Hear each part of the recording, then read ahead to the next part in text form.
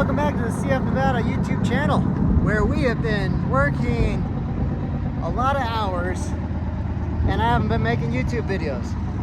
It's been too busy, but I'm gonna show you something cool.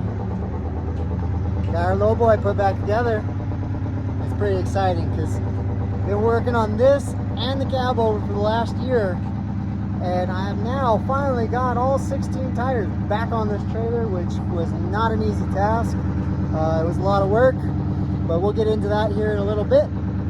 But we got our wheels painted up, we got new bushings, all that stuff, which I'll talk about here in a second. But this trailer's been here for about a year parked, and I need to pick it up with the excavator. There's just not enough room in front of the truck to back it up to it. So I'm gonna go ahead and move this thing over, and then we'll get it hooked up to the Cabover and take it. All right, so we got our trailer hooked up on the neck here. I'm just trying to rotate it out so we can back our truck up and actually hook up to it, which has been a very, very long time since this has even seen this trailer near a truck. Super cool though.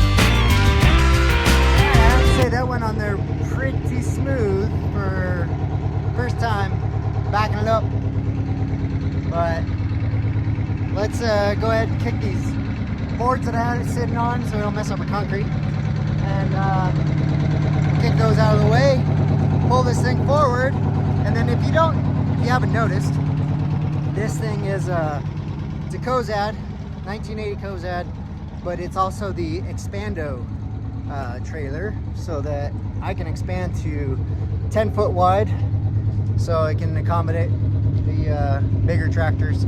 So we got a cylinder here in the center that will push the trailer out. There is a crossbar over here that will connect onto the back, and then you pin it in, and then that will hold the back end of the trailer.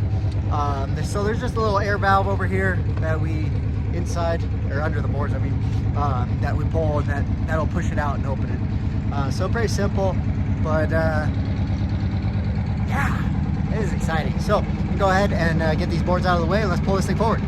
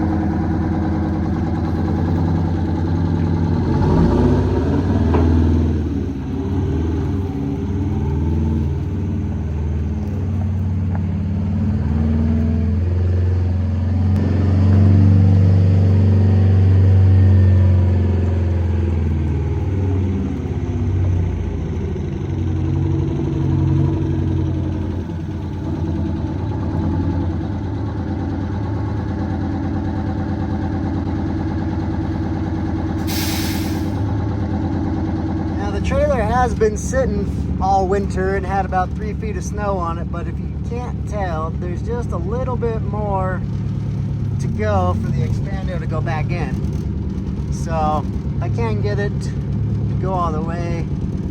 Might have to nudge it with the excavator, just kind of give it a little tap tap. But overall, I'm so excited to see this thing back on here, and let's try to see if we can back it up a little bit, maybe it'll bounce. I don't know. Might have to put a board under it, drive it, and let it bounce. If not, I'll give it a little tap tap. But I need to clean my windows and mirrors here. Yeah, she don't want to go in anymore, so give it a little tap. But let's go ahead and take a walk around.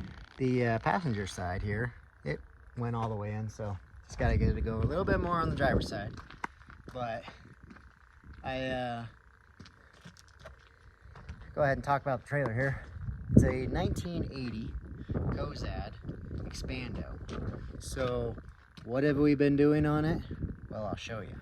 So when we got the trailer, it started off all great and dandy, except as soon as we hauled one load, my friend went to borrow it to move his dozer. He said the axles were, the trailer was walking around on them pretty good, and so decided to look into it a little further, and we just purchased it and he needed to move it, and so I said, sure, come on, borrow it. And we found out that the bushings were bad. As you can see, they were pretty toast. So called Cozad, ordered up a whole new set, and then while I was at it, might as well order up a whole new set for the walking beam as well. They weren't as bad.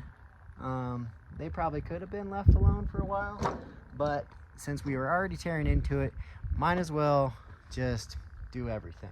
So did that. As soon as I started to pull wheels off to get in there and be able to work on it, then we snapped a few studs. Well, on this old style Cozad, the studs, to get to them, you got to take the whole hub off, and the whole what do you call it, the whole axle, everything's got to come apart. So bearings, everything's got to come out to pull the hub off. So then the other part was trying to track down studs that fit those hubs and everything. It was just a pain. So we went from searching for one part to the next part to the next part and breaking stuff along the way. Then we needed to get new wheel seals, because if you're going to tear it all apart, might as well put a new one in there so you know you're not going to be leaking or have any issues, because I don't want to put it back together and then like a week later it's leaking on me again. So we were cleaning and fixing everything up along the way. So end up having to get, so let's backtrack. We ended up getting new bushings, to then snapping studs, to then needing the bud nuts, because some of these were pretty worn out, and or here they were just rounded over, being over torqued. So then decided to get new ones of those and just trying to track all this stuff down. Well, once we started to dig into that and pull off the old bushings, came into another problem. You know, to get to them, you got all these U-bolts to take off. Well, they were a little rusted. So then we ended up having to torch those off. Calling Cozad back up, which we got a whole pile of them there. Calling Cozad back up and ordering all new U-bolts and nuts to go on there. Now I ordered those, but once we got to the walking beams to get these other bushings off, I did not order new bolts for that. So then once we got into that, torched all those off, had to order new bolts there, which awesome part about Cozad is they're just over the hill, and they were able to, you know, mail them out next day for me, get them pretty quick. So once I tore into all those things, I decided we were going to go ahead and paint the framework and suspension and everything once this was all done, because if you're going to pull it all apart, might as well make it look nice once you put it all back together. Because once I tore all these things off, I did not want to pull 16 tires back off and dig into all that. So again, painted the hubs, painted all the steel wheels. We put in new wheel seals and put in new studs and fixed it as best we could. in the time we had until winter hit. So we got most of the bushings, we got all the bushings and everything done. Then winter hit. This thing got buried 3 feet of snow, and it wasn't even worth trying to dig out. So I just said, oh, let's wait till the snow melts. Well, the snow didn't melt until a few weeks back when spring hit, and finally was able to dig into this. New tires, new paint, and eventually I'd like to strip the rest of this down and repaint this whole frame. What color? Orange. So we're gonna match the truck. Also want to get some new deck boards and probably eventually go through the electrical and air lines just to make sure that's all good. But for now, we're gonna use it because we do know that our suspension and the bushings, all that stuff is finally good. Plus, got all brand new tires. I think there's only two of them. Yep, go ahead. There's only 2 of these tires that are within the last few years were put on here. Everything else brand new. So pretty sweet. We're gonna get to hauling some tractors and equipment this year with it. The expando part's nice. They do allow us to get a little heavier permit and rating on these axles when they are spread out to 10 feet. Otherwise, the trailer's only rated for 80,000 or 40 ton. But with the expando trailer, I would have to look it up. Can't remember the number off the top of my head what they allow us, but I think it's like another 6 tons or something that we can permit for it. So a few things that I will do before we go ahead and repaint the trailer part is I want to make some better chain boxes up here to where I can just drop the chains down through the holes. So I just need to get some expanded metal and weld that up because I saw that on a friend's lowboy and it looked like a little sweet idea. We do have a chain box in the middle, but who wants to have that in the middle once you got a piece of equipment on there? So thinking about taking this back corner and making another chain box, maybe just taking this middle one out completely and then running one solid board down the center and then putting the other chains up here, so then you got some equipment in the back of the trailer, and instead of it being in the center, and then you got some more chain and binders up in the front, so it doesn't matter which side, if you're back or chaining up the back or chaining up the front, at least you got access to it. So but yeah, man, this thing's been a year project to get. Well, it didn't take me a year literally, but it's just been time and frustration with all the winter snow and everything. But back to the Cabover. I got a pile of parts sitting there that I got in from Peterbilt. I did get my windshield wipers and got a new switch and everything for inside the cab for it. The airbags and shocks, those all are still piled up. They're sitting on the pallet that I brought in.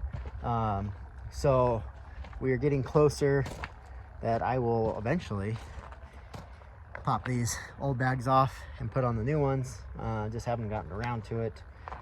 Did find a new issue the other day is that I got a new cord and all that stuff, but then I finally got to hook this up to a trailer and I'm not getting any turn signals. So I'm gonna dig in here with my electrical kit and kind of play with it for a little bit and see why am I not getting power from my turn signals and stuff to the trailer. So more things to just mess with. I did just get in the insulation to go under the cab, so I'll be able to pull all that old junk out of there soon. I'm still trying to figure out on this Detroit motor. We got a air can here that only has one clip. So I got my parts guy trying to find if I can get just the clips, if Peterbilt will just send us the clips so I can put 2 new ones on, so that my can air filter will just seal up well enough. But if not, I might be switching this all out and putting a separate air intake, air filter on the back here. Maybe go to a hood scoop, or what do we got? Scoops up top. So I don't know, we'll see. I just gotta figure out what I want to do and how much money I want to spend on all that stuff. But for now, it'd be cheaper just to see if I can find 2 clips. If not, I'll see if I can get something just at the parts store to fix it. So what else? Yeah, stuff's coming along. We are busy already. Been planting and getting ready to start cutting hay soon. I mean, all our alfalfa and grass is all the fields are growing really well. So a little update on everything is that we've just been busy. We are getting closer to almost being done with the truck stuff and being able to start hauling. So getting close. I also ordered up my the flags and oversized load signs. Got some new ones coming, and we are getting there. So, all right, so I know I was kind of rambling on about a lot of stuff on this truck and the trailer, and it's been busy. This summer's already getting real busy, so hopefully this gives you a little idea what we got going on here. 1980 Cozad trailer, 1985 Peterbilt 362. This is going to be a sweet tractor hauling setup. I'm excited, and hopefully so are you. So if you got any questions about this trailer setup, anything, shoot the comments down below, let me know, and hopefully I'll be getting some new videos going on the parts that came in. And as soon as I get done, gotta be irrigating all these fields here again this week, and it's about 5 days of no sleep. So once I get that done, hopefully I'll be able to get back on the truck here and working on that. Been working on this trailer all week, so it's not easy to change out all that stuff, tires and painting and everything. It just got too busy, wasn't videoing, but got it all done, got it hooked up to the truck, and I gotta say, this thing looks pretty sweet. So let me know what you think, and I'm gonna be excited that hopefully by fall we'll be able to strip this trailer down and get it to color match the truck. So thanks for watching. Hope you like the update, and I'll catch you guys on the next one.